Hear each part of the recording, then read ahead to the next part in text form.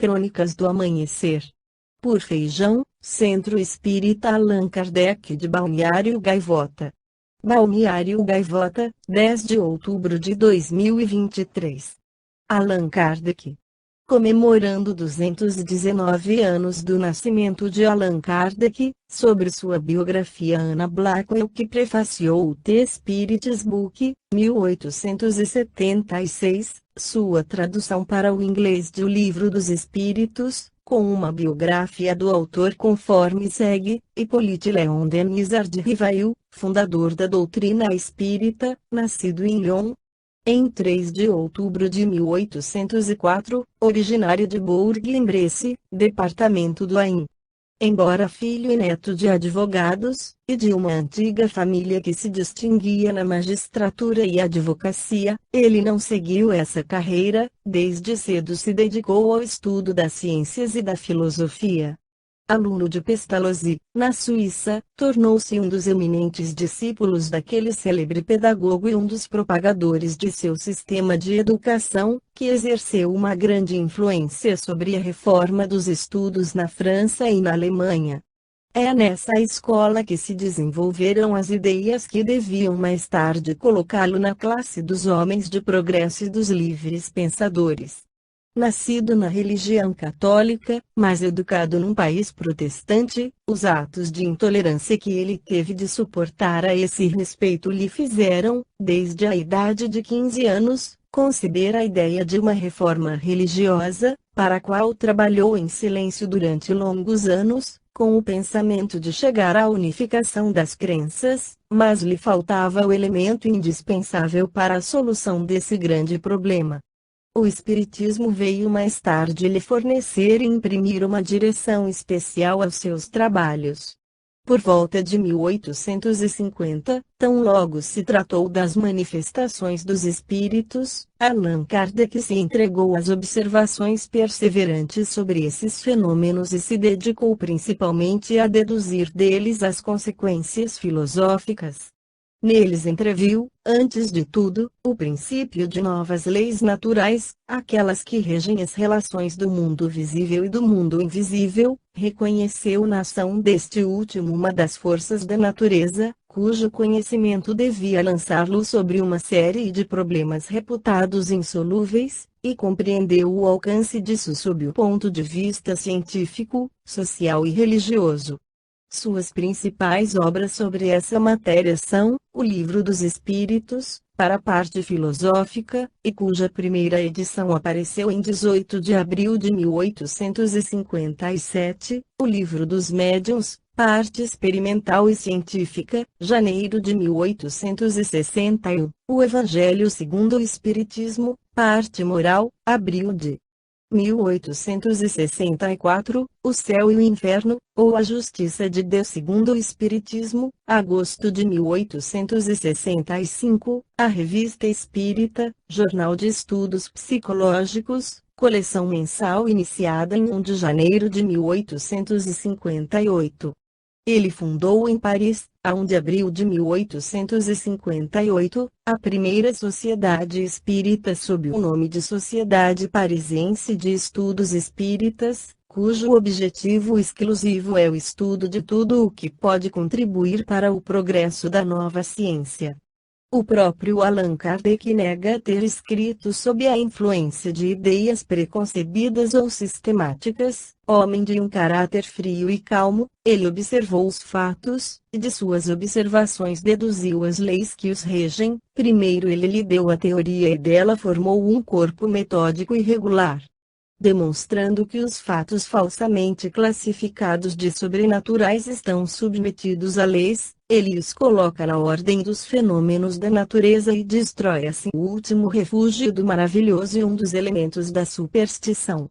Durante os primeiros anos em que tratou dos fenômenos espíritas, essas manifestações foram mais um objeto de curiosidade do que um assunto de meditações sérias. O Livro dos Espíritos fez encarar a coisa sob outro aspecto. Então, deixou-se as mesas girantes que não tinham sido mais do que um prelúdio e se concentrou num corpo de doutrina que abarcava todas as questões que interessavam à humanidade. da aparição de O Livro dos Espíritos data a verdadeira fundação do Espiritismo, que, até então, não possuía senão elementos dispersos sem coordenação e cujo alcance não poderia ter sido compreendido por todo mundo. Desse momento também a doutrina fixa a atenção dos homens sérios e toma um desenvolvimento rápido. Em poucos anos, essas ideias encontraram numerosos partidários em todas as faixas da sociedade e em todos os países. Esse sucesso sem precedente se deve, sem dúvida, às simpatias que essas ideias têm encontrado, mas deve-se também em grande parte à clareza que é uma das características distintivas dos escritos de Allan Kardec. Abstendo-se das fórmulas abstratas da metapsíquica, o autor soube pôr ao alcance de todo o mundo e se fazer lido sem fadiga, condição essencial para a popularização de uma ideia. Sobre todos os pontos de controvérsia, sua argumentação de uma lógica precisa oferece pouca margem à refutação e predispõe à convicção. As provas materiais que o Espiritismo fornece da existência da alma e da vida futura tendem à destruição das ideias materialistas e panteístas. Um dos princípios mais fecundos dessa doutrina, e que decorre do precedente, é o da pluralidade das existências, já vislumbrado por uma série de filosofias antigas e modernas, e nestes últimos tempos por Jean Reynaud, Charles Fourier, Eugène Sue e outros, mas permanecera no estado de hipótese de sistema, enquanto o Espiritismo demonstra sua realidade e prova que é um dos atributos essenciais da humanidade. Desse princípio decorre a solução de todas as anomalias aparentes da vida humana, de todas as desigualdades intelectuais, morais e sociais. O homem sabe, assim, de onde vem, para onde vai, para qual objetivo está na Terra e por que ele é que sofre. As ideias inatas se explicam pelos conhecimentos adquiridos nas vidas anteriores, a marcha ascendente dos povos e da humanidade, pelos homens dos tempos passados que revivem após ter progredido, as simpatias e as antipatias, pela natureza das relações anteriores, essas relações, que reconectam a grande família humana de todas as épocas, dão por base as mesmas leis da natureza, e não mais uma teoria, aos grandes princípios de fraternidade, de igualdade, de liberdade e de solidariedade universal. Ela toca, diretamente na religião, na medida em que, a pluralidade das existências sendo a prova do progresso da alma, destrói radicalmente o dogma do inferno e das penas eternas. Incompatível com esse progresso, com esse dogma antiquado tombam os numerosos abusos dos quais foi a fonte. Ao invés do princípio, fora da Igreja não há salvação, que fomenta divisão e animosidade entre as diversas seitas, e que fez derramar tanto sangue, o Espiritismo tem por máxima, fora da caridade não há salvação, quer dizer, a igualdade entre todos os homens diante de Deus, a tolerância, a liberdade de consciência e a benevolência mútua. Em lugar da fé cega que anula a liberdade de pensar, ele diz, não há fé inquebrantável senão aquela que pode encarar a razão face a face em todas as épocas da humanidade. Para a fé, é preciso uma base, e essa base é a inteligência perfeita daquilo no que se deve crer. Para acreditar não basta ver, é preciso sobretudo compreender. A fé cega não é mais deste século, ora, é exatamente o dogma da fé cega que produz hoje o maior número de incrédulos, pois ela quer se impor e exige a abdicação de uma das mais preciosas faculdades do homem, o raciocínio e o livre-arbítrio.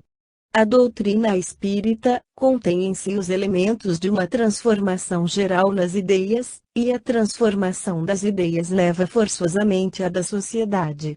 Desse ponto de vista, ela merece a atenção de todos os homens de progresso. Como sua influência já se estende sobre todos os países civilizados, ela dá à personalidade de seu fundador uma importância considerável, e tudo faz prever que, num futuro talvez próximo, ele será colocado como um dos reformadores do século XIX. Esta foi a crônica do amanhecer de 10 de outubro de 2023. por Alfredo Feijão Lopes.